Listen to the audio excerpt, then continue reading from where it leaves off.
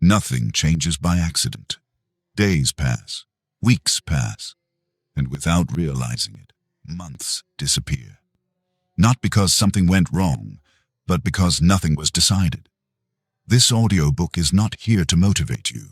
It's not here to excite you for one night or push you with empty energy. It's here to talk about discipline. 6 months will not magically change your life, but 6 months of discipline will change who you are. And when you change who you are, everything else begins to change naturally. Discipline is not punishment. It's not suffering, force, or self-hate. Discipline is self-respect in action. It's choosing long-term control over short-term comfort. It's doing what needs to be done, even when no one is watching. You don't need more motivation. You don't need a new personality. You don't need to wait for the right time. What you need is consistency. Confidence is not built by thinking positively. It's built by keeping promises to yourself, especially the small ones. That's where discipline begins.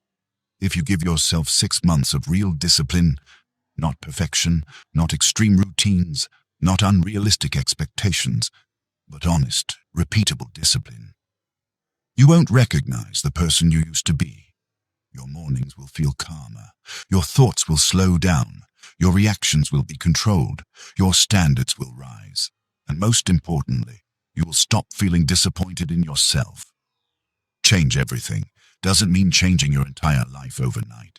It means changing how you start your day, how you respond under pressure, how you treat your time, and what you allow to stay in your life. Because the life you're living is a reflection of what you tolerate. This audiobook is built on one simple truth. Your life improves only when discipline becomes non-negotiable.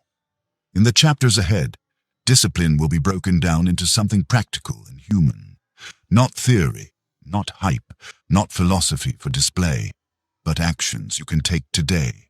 You'll learn why information alone never creates change, why your first hour decides the direction of your day, why negotiating with yourself weakens your authority, why boredom is not the enemy, it's the training ground, why focus must be protected, why emotional control is a form of strength, and why consistency always wins. This is not a sprint. It's a quiet rebuild. There will be days when discipline feels heavy. There will be moments when quitting seems easier. That's not failure. That's the work. 6 months from now, only one thing will matter.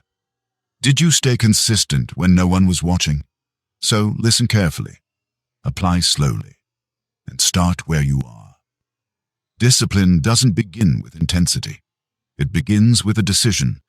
Give yourself 6 months of discipline, and let everything else change. Chapter 1. Why your life hasn't changed yet. Nothing is wrong with you. That matters because many people secretly believe something is missing. More intelligence, more confidence, more motivation, more discipline. But the truth is simpler. Your life hasn't changed because your actions haven't changed. You may have learned more.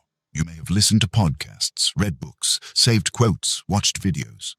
But learning is not transformation. Repetition is. Information creates awareness. Discipline creates identity. And identity is what shapes your life. Many people confuse clarity with progress. They feel productive because they understand what they should do. But understanding without execution is comfort disguised as growth. You don't change your life by knowing what's right. You change your life by doing what's right, again and again, especially when it feels boring, uncomfortable, or unnecessary. That's where change either begins or dies. Most days, discipline doesn't look dramatic. It doesn't feel powerful. It doesn't feel rewarding. It feels ordinary. And that's why it works. Look closely at your daily behavior. Not your intentions. Not your plans. Not your goals. Your behavior. That is the clearest mirror of who you are becoming. If your days are reactive, your life becomes reactive. If your days are unstructured, your mind becomes unstructured. If your days are inconsistent, your confidence slowly disappears. Nothing collapses all at once. No crisis, no warning. Just slow erosion. You start breaking small promises to yourself. You delay what matters. You negotiate instead of decide. Over time, you stop trusting yourself, not because you're weak, but because you trained yourself to compromise instead of commit. Discipline is not about doing hard things constantly. It's about removing negotiation from your life. Every time you negotiate with yourself, you weaken your authority. Every time you follow through, you strengthen it.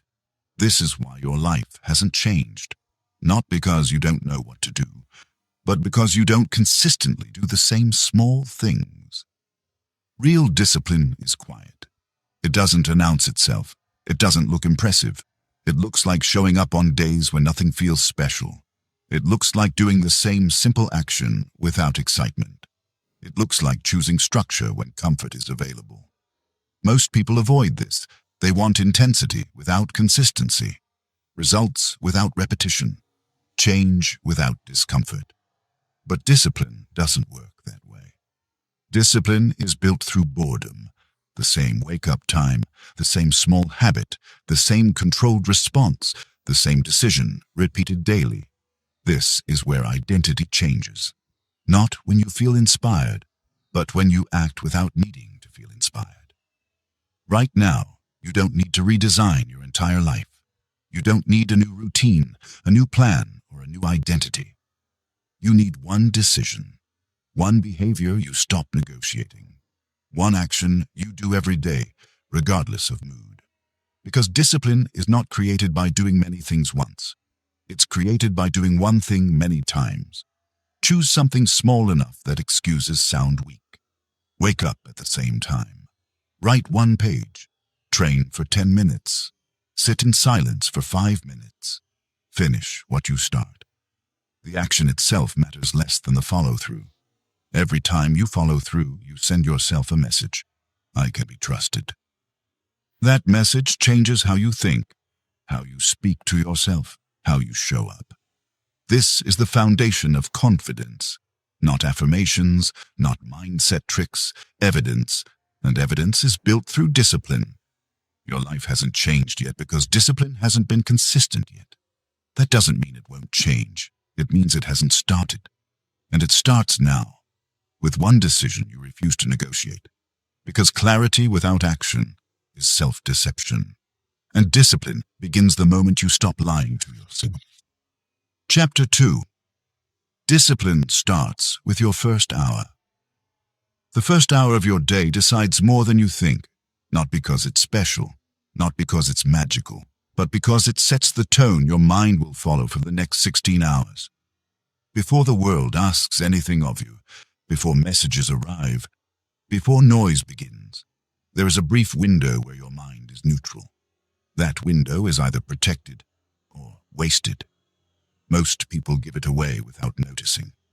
They reach for their phone. They react instead of decide. They let outside input shape their internal state. And once that happens, control is already lost. Discipline does not start with big goals or ambitious plans. It starts with how you begin. The first hour is not about productivity. It's about authority. Who is in charge when the day begins? You or everything else? If your first action is reaction, your entire day becomes reactive. You spend hours responding, adjusting, recovering. By the time evening arrives, you feel exhausted. Not because you worked hard, but because you never led yourself. This is why so many people feel busy but unfulfilled, active but unfocused, tired without progress. The first hour trains your nervous system. It tells your mind whether today will be intentional or accidental. Discipline begins when you decide that the first hour belongs to you. That does not mean a complicated routine. It does not require extreme habits or perfect mornings. It requires structure. Structure creates calm. Calm creates clarity. Clarity creates discipline. When the first hour is structured, the rest of the day follows more easily. When it's chaotic, everything feels harder than it should. Most people try to fix their life from the middle of the day. They wait until motivation appears. They try to recover after damage is already done. Discipline works in the opposite direction. You don't fix the day after it breaks. you prevent it from breaking in the first place. That's the role of the first hour. The goal is simple. Reduce decisions. Remove noise. Establish control. Start by eliminating the biggest threat to discipline in the morning. External input. No messages. No news. No social media. No endless scrolling. Not because these things are evil, but because they hand control of your attention to someone else. Attention is power, and discipline begins with protecting it. When you allow outside voices into your mind before your own, you weaken your ability to decide. Your mind becomes crowded before it becomes clear. Instead, the first hour should include 3 elements: movement, stillness, direction. Movement does not need to be intense. It needs to be intentional. Stretch, walk, breathe, wake your body up. Movement signals readiness. It tells your mind the day has begun, and you are present. Stillness comes next. Silence is not empty. It's stabilizing. Sit quietly. Breathe slowly. Allow your thoughts to settle. You don't need to meditate perfectly. You just need to stop consuming. This is where control starts to return. Then comes direction. One clear intention, one priority. Not a long list, not an ambitious plan. One thing that matters today. When your mind knows what matters, distraction loses its power. This entire process can take 15 to 30 minutes. That's enough. Discipline is not built by doing more. It's built by doing less, consistently. The mistake most people make is trying to turn mornings into performances. They add too much. They aim too high. They fail and quit. Discipline thrives on simplicity. The first hour should be boring, repeatable, and predictable. Same time, same structure, same intention. Predictability builds trust. Trust builds discipline. Over time, your mind begins to expect order instead of chaos, calm instead of urgency. And that expectation changes how you move through the day. You become less reactive, more deliberate, harder to distract. This is not about becoming rigid. It's about becoming grounded. When your first hour is disciplined, you don't need to fight the day. You meet it with clarity. You will still face pressure. You will still face stress, but you won't face it unprepared. That's the difference. Discipline does not remove difficulty. It prepares you for it. If you want to change your life over the next 6 months, this is where you begin. Not with dramatic changes, not with massive goals, with ownership of the first hour. Protect it, simplify it, repeat it, because how you begin your day is how you train your mind, and how you train your mind is how you build discipline. Chapter 3. Stop negotiating with yourself. There is a quiet habit that destroys discipline faster than failure ever could. Negotiation, not with other people, with yourself. It sounds harmless at first. I'll start tomorrow. Just this once. I've had a long day. I deserve a break. I'll make up for it later. None of these feel dangerous, but together they form a pattern, and that pattern slowly removes your authority over your own life. Every time you negotiate with yourself, you delay action. Every time you delay action, you weaken trust, and every time trust weakens, discipline becomes harder to access. This is why so many people feel stuck even though they are trying. They don't fail outright. They hesitate.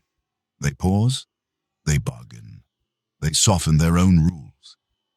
Discipline does not survive negotiation, because discipline requires clarity, and negotiation introduces doubt.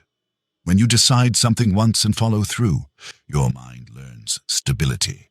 When you decide something and then debate it every day, your mind learns chaos. Over time, your internal voice loses credibility. You stop believing your own plans, your own promises, your own intentions. Not because you are incapable, but because you trained yourself to treat decisions as suggestions. This chapter is about ending that pattern. Discipline begins the moment you remove choice from what matters. That does not mean removing freedom. It means removing unnecessary decisions.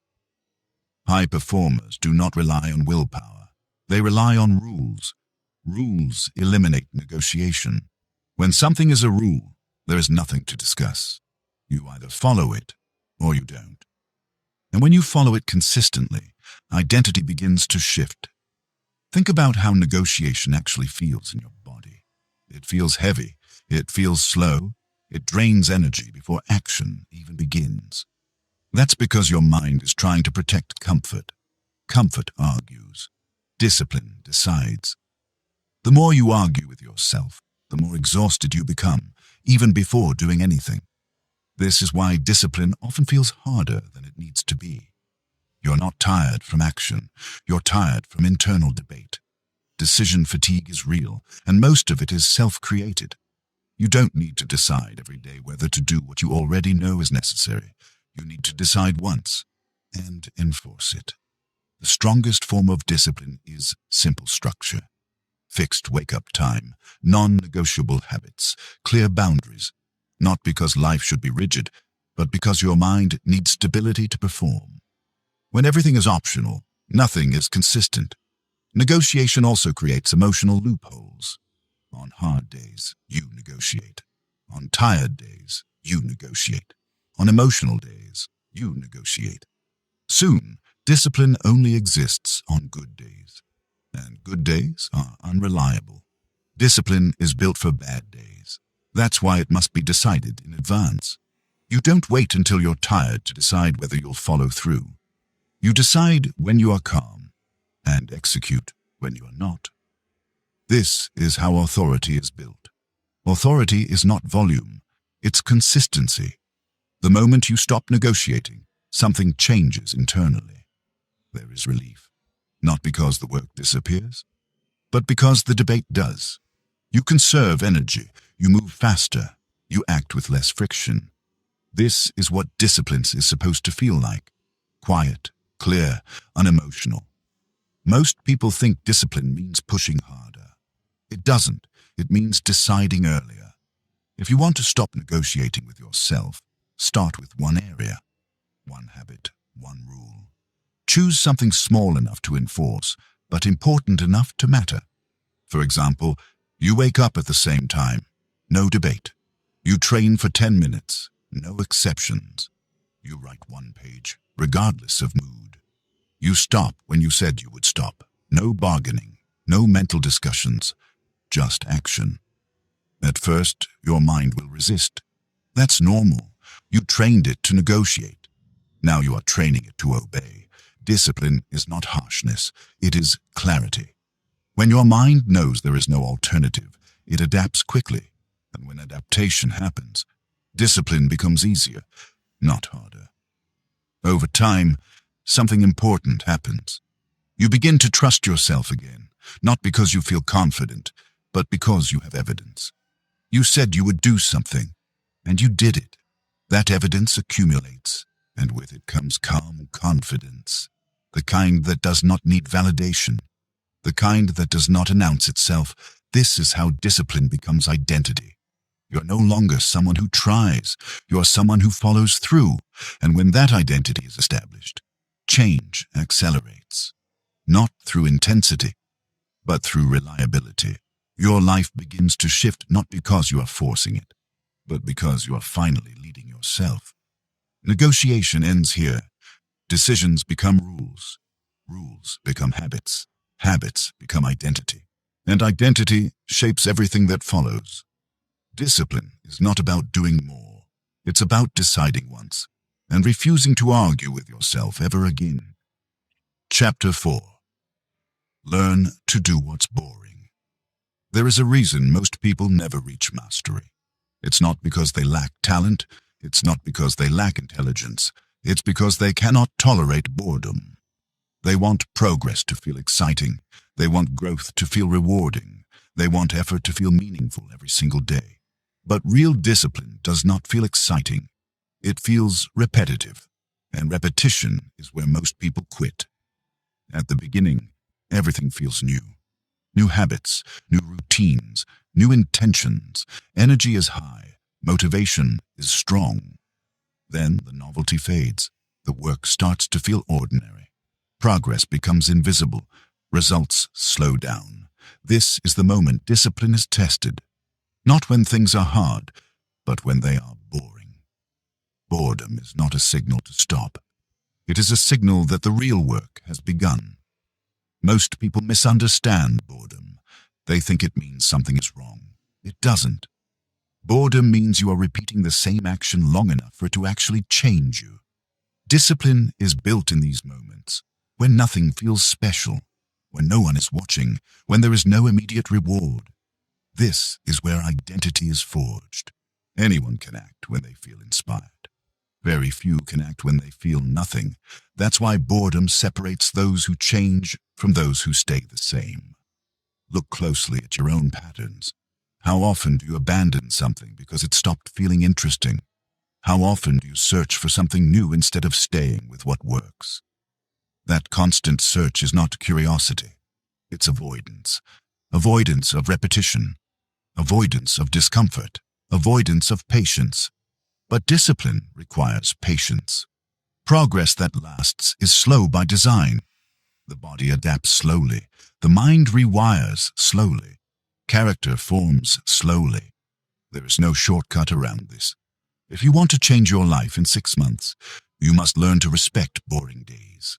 Because boring days are not wasted days. They are training days. Days where nothing dramatic happens, but everything important is reinforced. When you show up on a boring day, you send a powerful message to yourself. I don't need excitement to follow through. That message builds strength. Most people quit not because the task is too hard, but because the task no longer entertains them. They confuse entertainment with purpose. Discipline has nothing to do with entertainment. It has everything to do with reliability. Reliability is what compounds. A single, intense effort means nothing if it cannot be repeated. Small, boring actions repeated daily outperform dramatic efforts every time. This is why consistency always wins. The problem is not that boredom is difficult. The problem is that boredom feels pointless. You do the work, and nothing seems to change. But change is happening below the surface, just like physical training. You don't see strength increase after one session. You see it after weeks of repetition. The same principle applies to discipline. Every boring repetition strengthens a neural pathway. Every repeated action reinforces identity. You're teaching your mind what is normal. And what becomes normal stops requiring effort. This is when discipline becomes automatic. At first, boredom feels uncomfortable. Later, it feels familiar. Eventually, it feels stable.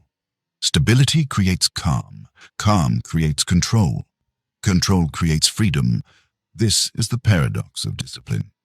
By committing to repetition, you gain independence from mood. You no longer depend on how you feel to act. You act because it's time, and that changes everything.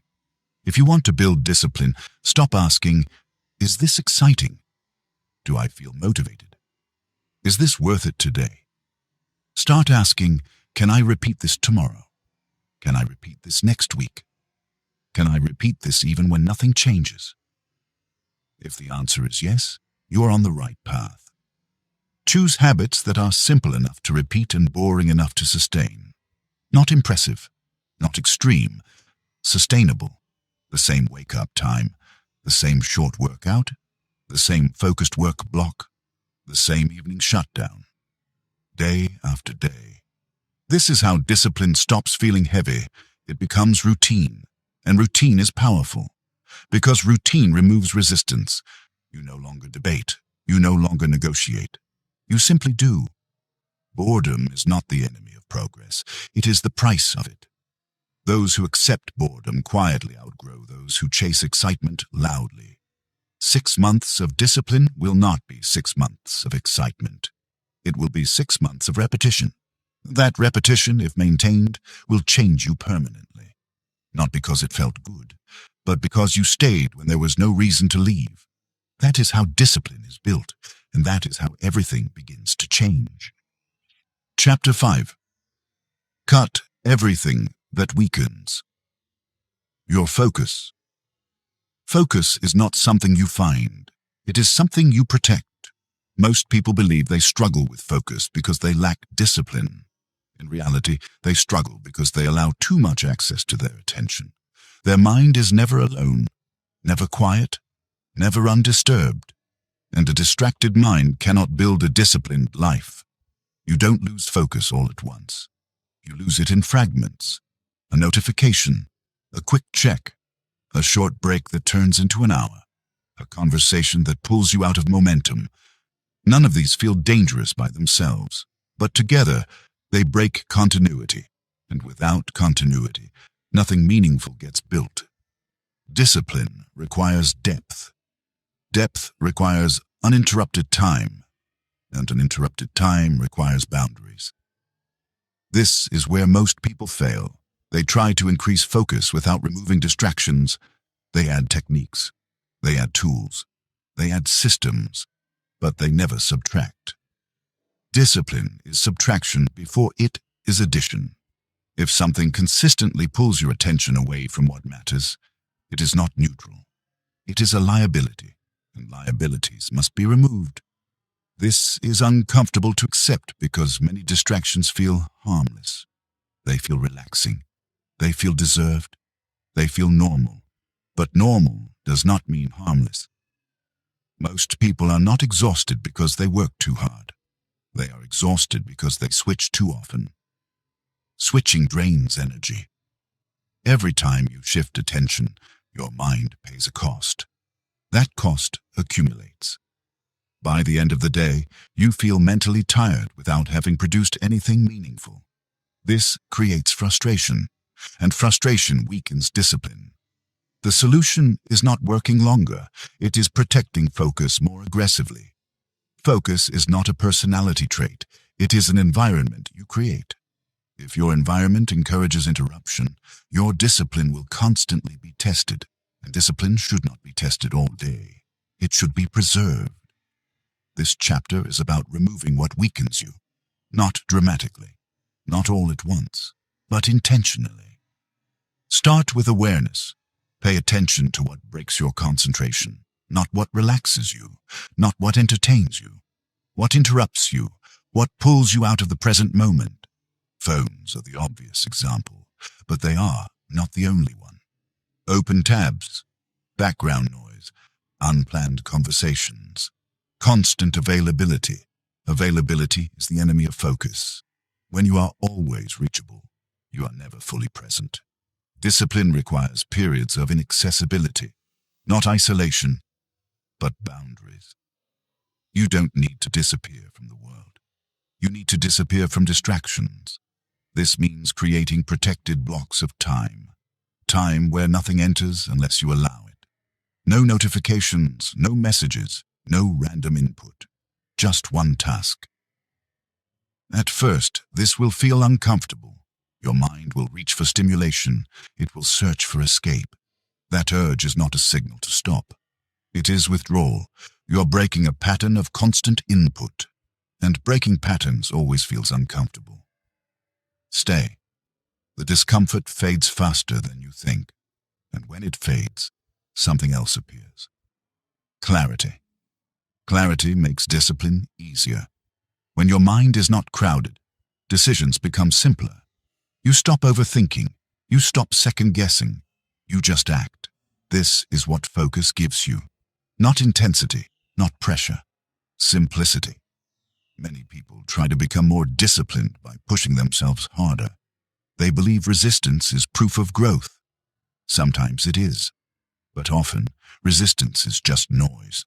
Noise created by distractions that should have been removed. If you want to strengthen discipline, don't ask how much more you can handle. Ask what you can eliminate. What drains you without giving anything back? What consumes time without creating progress? What leaves you mentally scattered?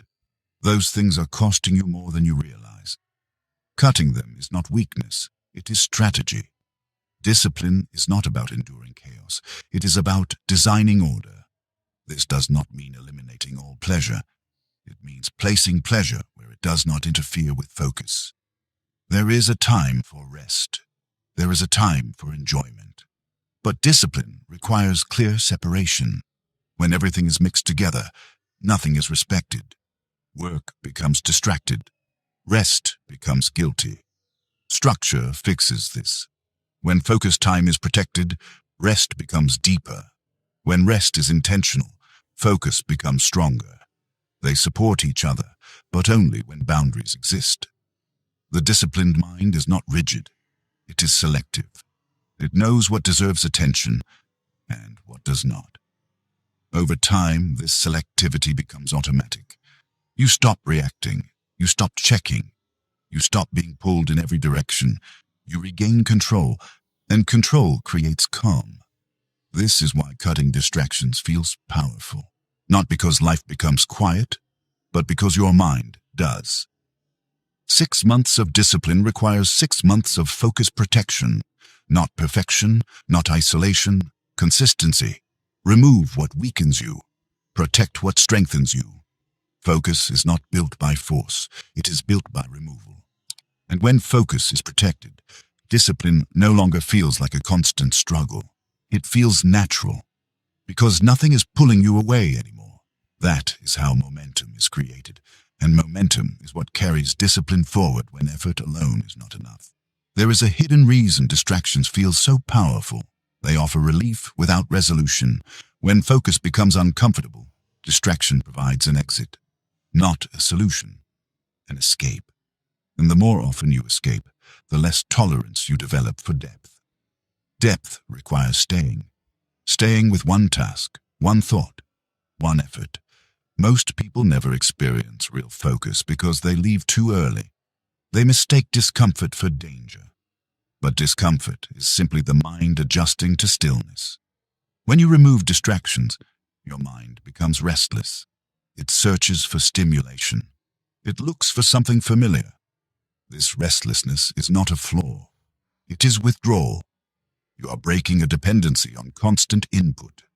And like all dependencies, it resists. This is why protecting focus feels difficult at first. Your mind has been trained to expect interruption. Silence feels unnatural. Stillness feels wrong. But discipline lives on the other side of that discomfort. If you stay long enough, the noise fades. Thoughts slow down. Attention stabilizes. Clarity returns. This is when focus becomes productive instead of exhausting. Another mistake people make is believing focus means doing everything intensely. It doesn't. Focus means choosing one thing and honoring that choice. When you try to focus on multiple priorities at once, you dilute effort. Diluted effort creates mediocre results. Mediocre results weaken motivation. Weak motivation invites distraction. This cycle repeats endlessly. Discipline breaks the cycle by narrowing attention. One task, one window of time, one clear objective. Nothing else matters in that moment. This level of focus feels rare today because it is rare, and rarity creates advantage. People who protect focus outperform people who chase productivity hacks. Because real progress does not come from doing more, it comes from staying longer. Staying with the problem, staying with the effort, staying with the silence. Focus is not about speed. It is about immersion. Immersion changes how you think, how you solve problems, how you relate to effort. Once you experience deep focus regularly, shallow work becomes intolerable. You stop enjoying constant switching. You crave continuity. This craving is a sign of discipline forming. Over time, you begin to design your life around focus. You schedule less. You protect more. You stop explaining boundaries. You enforce them. And enforcement is discipline. When you cut distractions, you are not limiting your life. You are reclaiming it. Attention is your most valuable resource. Where it goes, your life follows. Protect it long enough, and discipline no longer feels like resistance. It feels like alignment. Chapter 6. Emotional control is discipline. Emotions are not the problem. Lack of control is. Most people believe discipline is about actions. Waking up early, working harder, staying consistent. But what actually breaks discipline most often is emotion. A bad mood, a moment of frustration, a feeling of overwhelm, a sudden spike of anger, boredom, or self-doubt. One emotional moment is enough to derail an entire day, sometimes an entire week. Not because the emotion was strong, but because it was allowed to take control. Discipline is not the absence of emotion. It is the ability to remain steady while emotion is present. You will never eliminate emotions. That is not the goal. The goal is to stop letting emotions decide your behavior. This is where most people lose momentum. They wake up disciplined. They start the day with intention. Then something small happens. A message they didn't expect. A delay. A mistake. A comment that hits the wrong nerve. And suddenly, everything changes. Focus disappears. Structure collapses. Old habits return. Not because discipline was weak, but because emotion was given authority. This chapter is about taking that authority back. Emotional control is not suppression, it is regulation. Suppression ignores emotion. Regulation observes it. When you suppress emotion, it builds pressure. When you regulate emotion, it passes. Discipline lives in that space between stimulus and response. The pause. Most people don't pause. They react. Reaction feels automatic, but it is trained. You react the way you have practiced reacting. That means reaction can be retrained. The disciplined person is not calmer by nature. They are calmer by habit. They have learned to slow down the moment, to feel the emotion without becoming it. This is a skill, and like all skills, it is built through repetition. The first step is awareness. You cannot control what you do not notice. Pay attention to the moments when discipline slips, not the big failures, the small emotional shifts, the sigh before quitting, the irritation before distraction, the frustration before avoidance. These are warning signs. Emotion is asking for control. If you respond immediately, emotion wins. If you pause, discipline enters. That pause does not need to be long. 3 breaths, 5 seconds.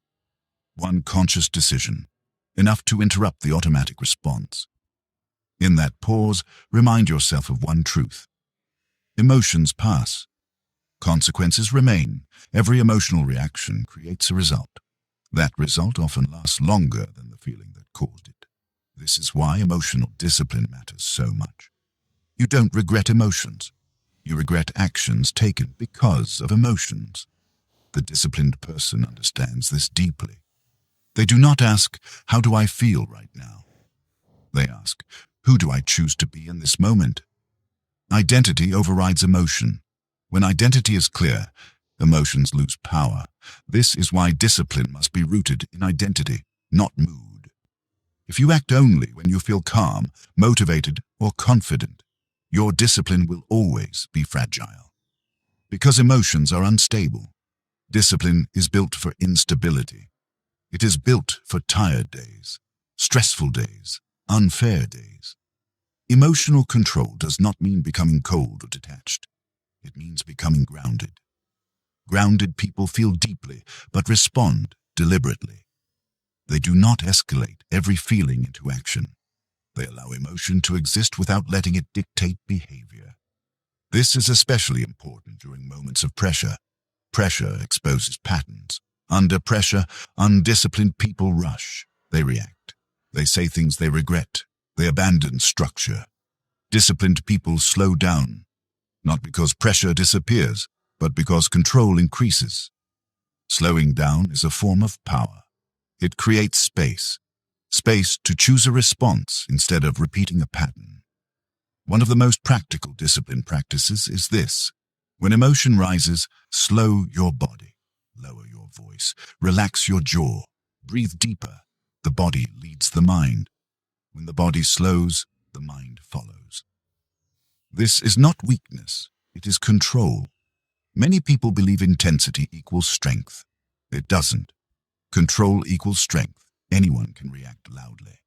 Few can remain composed. and composure compounds. The more you practice emotional regulation, the more stable your discipline becomes.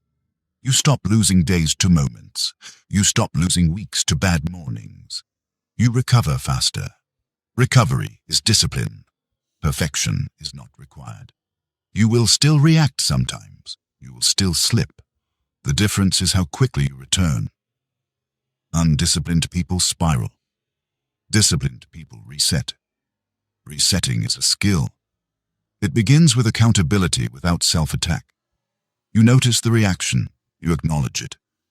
You return to structure. No drama. No punishment. Just correction. This builds trust. You learn that one emotional moment does not cancel progress. You learn that discipline is resilient. This is critical for long-term change. 6 months of discipline will include emotional storms. Stress, doubt, fatigue. If you let emotions dictate behavior, those 6 months will collapse. If you learn to regulate emotion, those 6 months will transform you. Because emotional discipline does something powerful. It breaks the link between feeling and action. Once that link is broken, freedom appears. You are no longer controlled by mood. You are guided by standards. Standards outlast feelings. This is why emotional control is not optional. It is foundational. Without it, discipline remains unstable. With it, discipline becomes durable. Durable discipline builds a durable life. Not a life without emotion, but a life where emotion no longer decides everything. That is real strength. And that strength is trained, one controlled moment at a time. There is another layer to emotional discipline that most people never develop. Responsibility without blame. When emotions take over and discipline breaks, the undisciplined response is self-attack. Harsh thoughts, guilt, shame.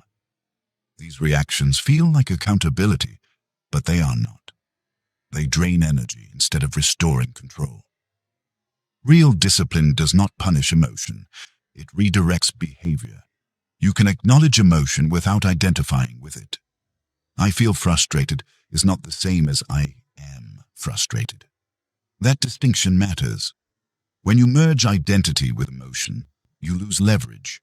When you separate them, you regain choice. Emotional discipline is the ability to say, this feeling is present, but it does not decide.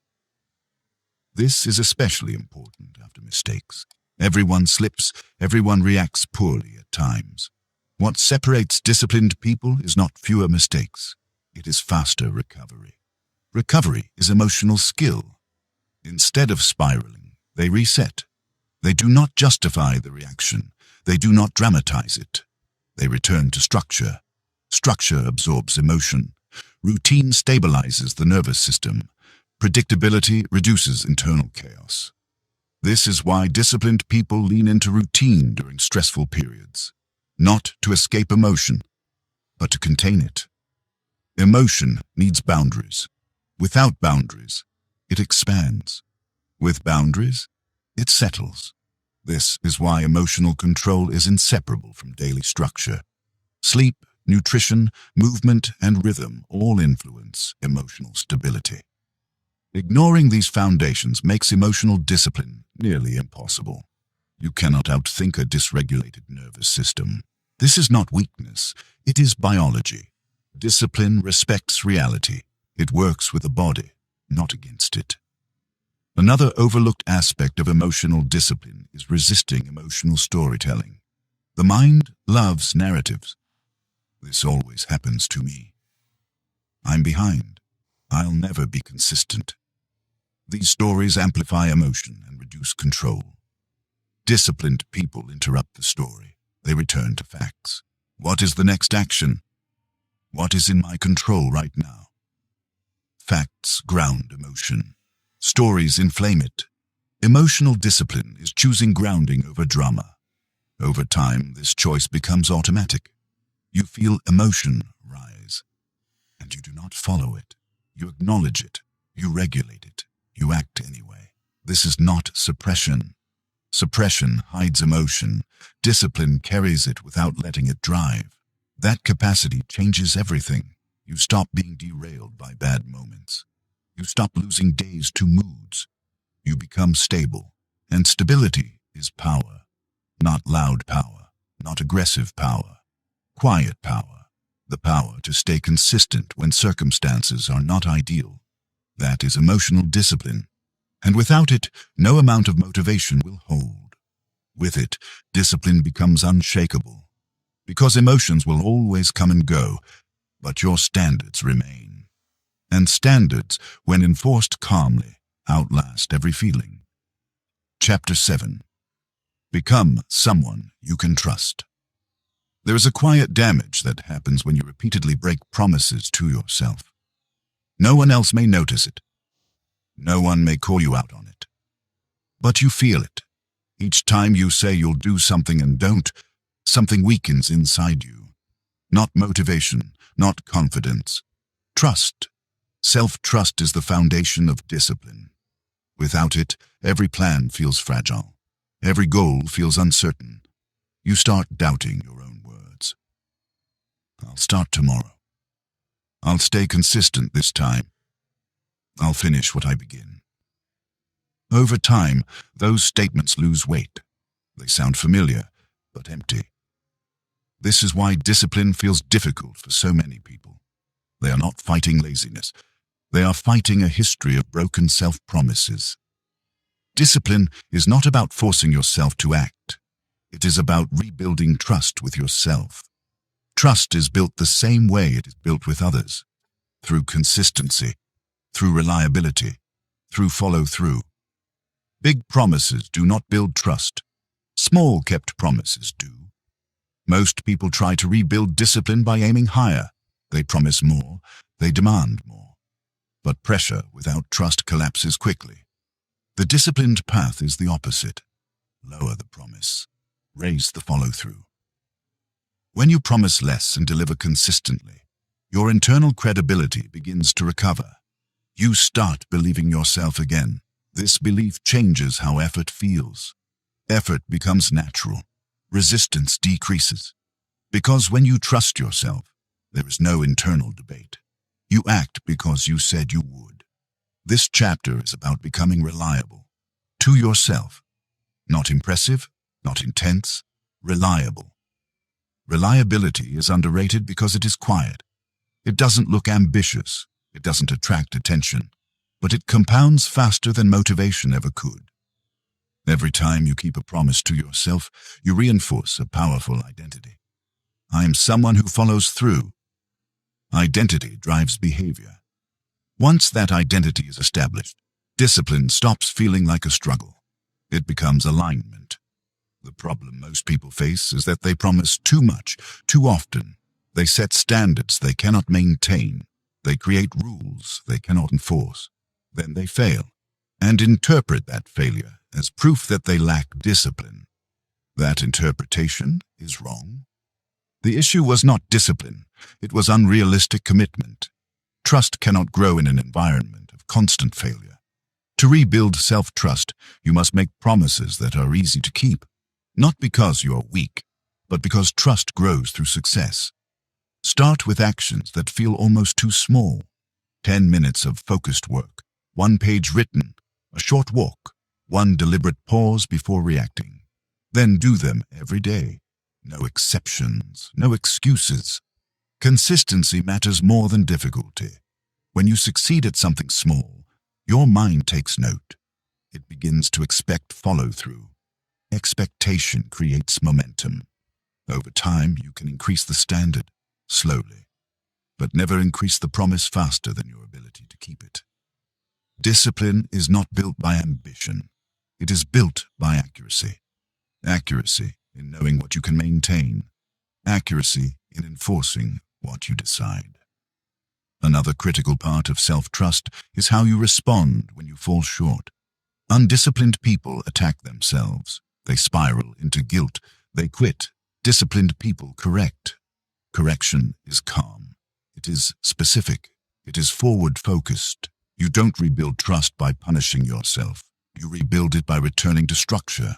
One missed action does not destroy discipline. Repeated avoidance does. The difference is response. When you miss something, acknowledge it without drama and resume immediately. No waiting for motivation. No waiting for the next week. This teaches your mind something important. Failure does not end commitment. This is how resilience is built.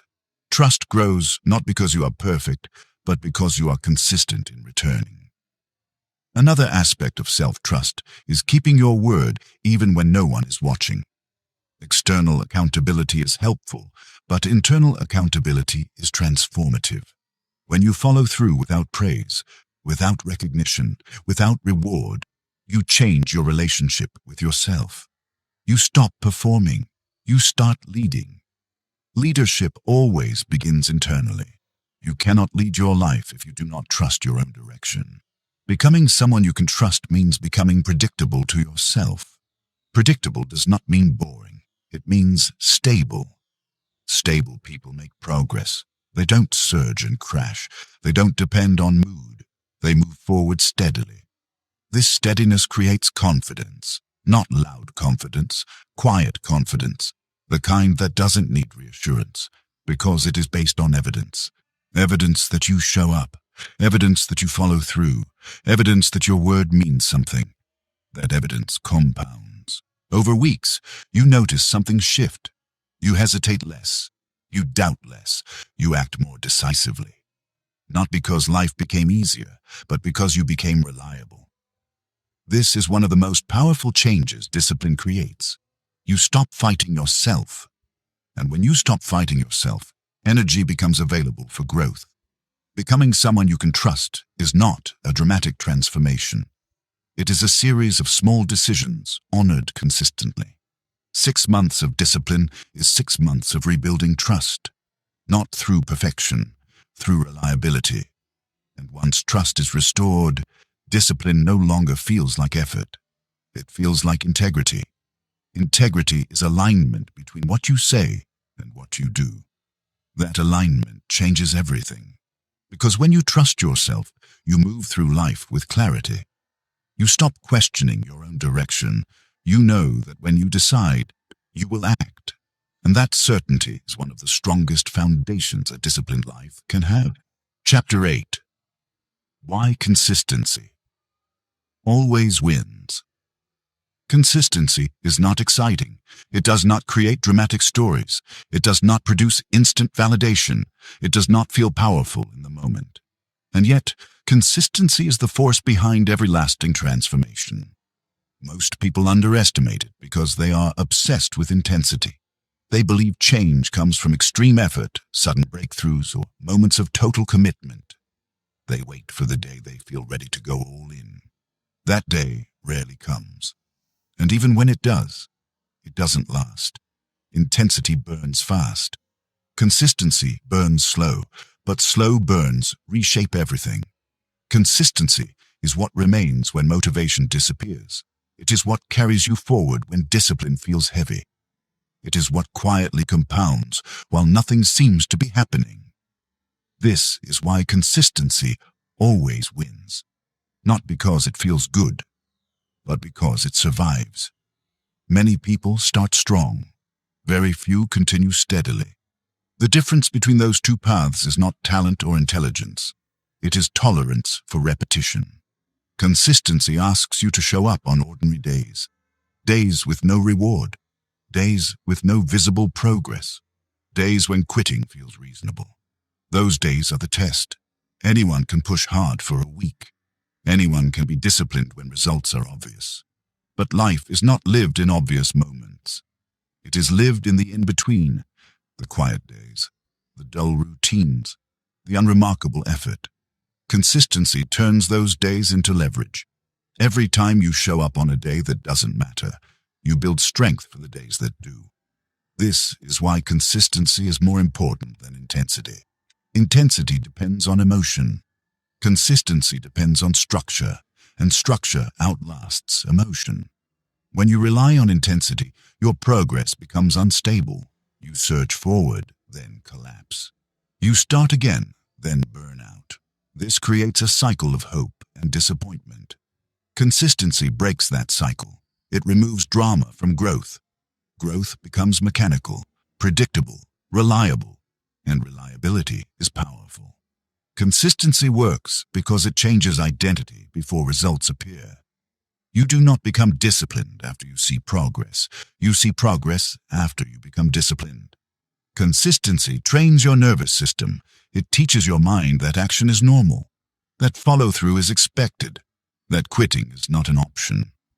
Over time, resistance decreases, not because tasks become easier, but because your relationship with effort changes. Effort stops feeling personal. You no longer ask, "Do I feel like doing this?" You ask, "Is this what I do today?" That shift removes friction. Friction is what exhausts people, not the work itself. Most people are not tired from effort. They are tired from indecision. Consistency eliminates indecision. When something is done every day, there is no debate. You don't negotiate. You don't hesitate. You act. This is why consistent people appear calm. They are not calmer by nature. They are calmer by routine. Routine creates certainty. Certainty creates confidence. Consistency also protects you from emotional volatility. On good days, it prevents overconfidence. On bad days, it prevents collapse. It keeps you centered. Instead of reacting to how you feel, you respond to what is required. That response builds resilience. Resilience is not toughness. It is continuity. It is the ability to keep going without constant recovery. This is why consistency is essential for long-term change. 6 months of discipline is not 6 months of heroic effort. It is 6 months of steady behavior. Some days will feel productive. Others will feel wasted. Consistency does not care how the day feels. It cares that the action happens, and action, repeated long enough, reshapes outcomes. Most people quit too early because they measure progress emotionally. They ask, "Do I feel different yet? Does this feel worth it? Shouldn't I be further by now?" These questions are dangerous. They shift focus away from behavior and toward validation. Consistency does not require validation. It requires patience. Patience is the willingness to act without feedback. That is rare. And that rarity is why consistency creates advantage. While others wait for signs, you continue. While others adjust constantly, you repeat. While others doubt, you stay. And slowly, without drama, the gap widens. Consistency also builds something intensity never can. Trust. Trust in the process. Trust in yourself. Trust in time. You stop questioning whether effort matters. You know it does, because you have seen it accumulate. This trust reduces anxiety. You are no longer in a rush. Urgency fades when you understand compounding. You realize that missing one day does not ruin progress, but quitting does. You learn to recover quickly. Consistency is forgiving. It allows imperfection as long as you return. This makes discipline sustainable. Sustainability is the real goal, not short-term success, not temporary change, a way of operating that does not collapse under pressure. Consistency gives you that. It teaches you to work with time instead of fighting it. Time is not the enemy. Impatience is. Most people give up right before consistency begins to pay off. They stop when repetition starts to feel dull. They leave when growth becomes invisible. They assume nothing is happening, but something is happening. Momentum is forming. Momentum is invisible at first, then undeniable. It starts as resistance reduction. Tasks feel lighter. Decisions feel clearer. Then habits stabilize. Actions become automatic. Then identity shifts. You stop trying to be disciplined. You simply are. This is when change accelerates. Not suddenly, but steadily. Consistency creates leverage because it compounds in multiple areas. Your habits improve. Your confidence grows. Your emotional regulation strengthens. Your focus deepens. Each improvement reinforces the others. This creates a self-supporting system. Discipline no longer requires force. It is supported by environment, routine, and identity. This is the difference between temporary effort and permanent change.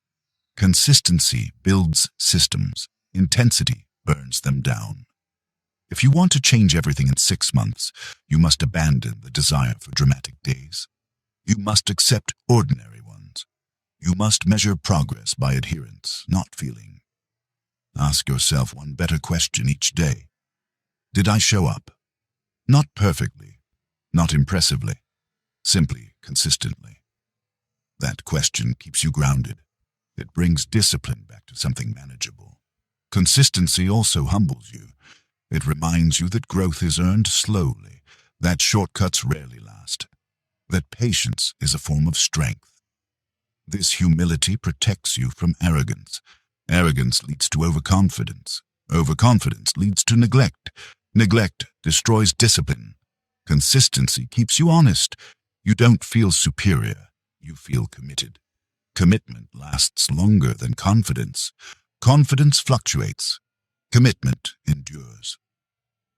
6 months of consistency will not turn you into a different person overnight, but it will create a version of you that is calmer, stronger, and more reliable.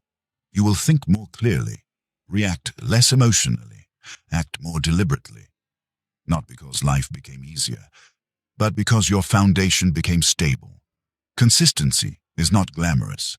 It will not impress people who chase novelty, but it will quietly change your life. It will give you something rare: momentum without chaos, progress without pressure, discipline without exhaustion.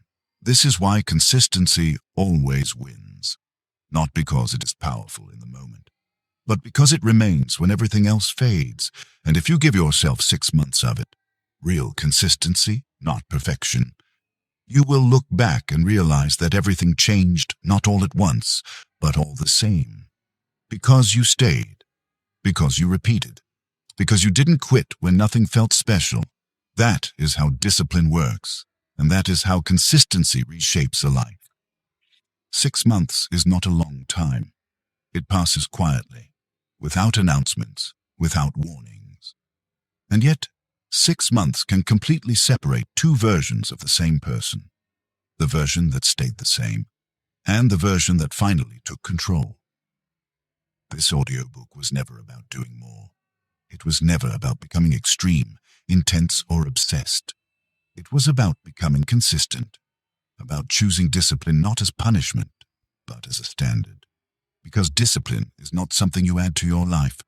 It is something you build your life around. Over the last chapters, one truth has repeated itself in different forms. Nothing changes until behavior changes, and behavior does not change without discipline. You have seen that discipline does not begin with motivation. It begins with structure. It begins with how you start your day, with how you remove negotiation, with how you tolerate boredom, with how you protect focus, with how you regulate emotion, with how you rebuild trust with yourself, with how you stay consistent when nothing feels special. None of these ideas are complicated, but they are demanding. Not demanding in effort, but demanding in honesty. They ask you to stop lying to yourself, to stop postponing responsibility, to stop waiting for a future version of you to act. They ask you to act now, as you are. This is where real change begins, not in inspiration, not in excitement, but in decision. Discipline is the decision to act according to your standards regardless of how you feel. That decision, repeated daily, reshapes identity, and identity reshapes life. If you take one thing from this audiobook, let it be this: you do not rise to the level of your goals. You fall to the level of your discipline. Goals are direction. Discipline is execution. Without discipline, goals remain ideas. With discipline, even small goals compound into something powerful. 6 months of discipline will not make life perfect. You will still face stress. You will still face doubt. You will still face moments where quitting feels easier. The difference is not that these moments disappear. The difference is that they no longer control you. Discipline does not remove difficulty. It removes chaos. It replaces reaction with response, impulse with intention, excuses with standards. That replacement is subtle but profound. Because when chaos is removed, clarity appears. And clarity is the foundation of calm. Calm is not the absence of problems. It is the presence of control. Control over attention, control over behavior, control over response. This is the freedom discipline offers. Not freedom from responsibility, but freedom from regret. Regret comes from knowing what you should have done and choosing not to do it. Discipline closes that gap. It aligns intention with action. That alignment creates integrity, and integrity is one of the most powerful internal states a person can have. When you act with integrity, you trust yourself. When you trust yourself, you move decisively.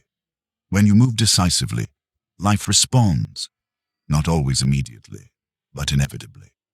6 months from now, your life will reflect what you practiced, not what you planned, not what you hoped, what you practiced.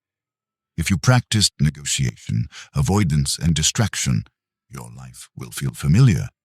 If you practice discipline, structure, and consistency, your life will feel different, not dramatically, but unmistakably. You will wake up with more clarity. You will move through the day with less resistance. You will respond instead of react. You will trust your own word, and that trust will change how you see yourself. You will no longer feel like someone trying to get their life together.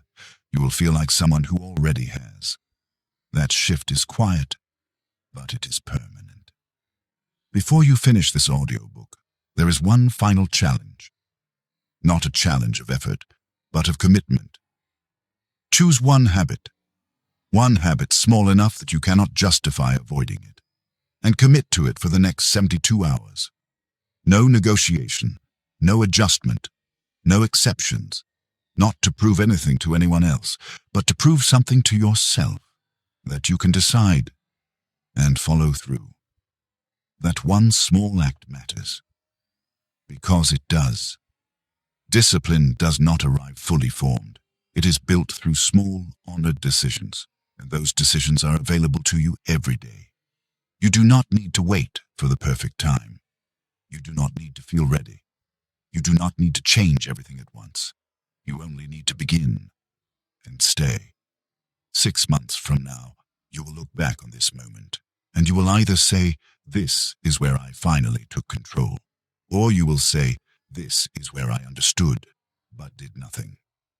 The difference between those two outcomes is not intelligence, talent, or opportunity. It is discipline. Quiet discipline. Daily discipline. Non-negotiable discipline. If you stay consistent, even when nothing feels special, you will change. Not because life became easier, but because you became stronger. And strength, when built slowly and honestly, does not disappear. It compounds. You already know what to do. Now the only question that matters is simple. Will you do it, even when no one is watching? That answer will define the next 6 months of your life. Choose carefully. Stay disciplined, and let everything else change.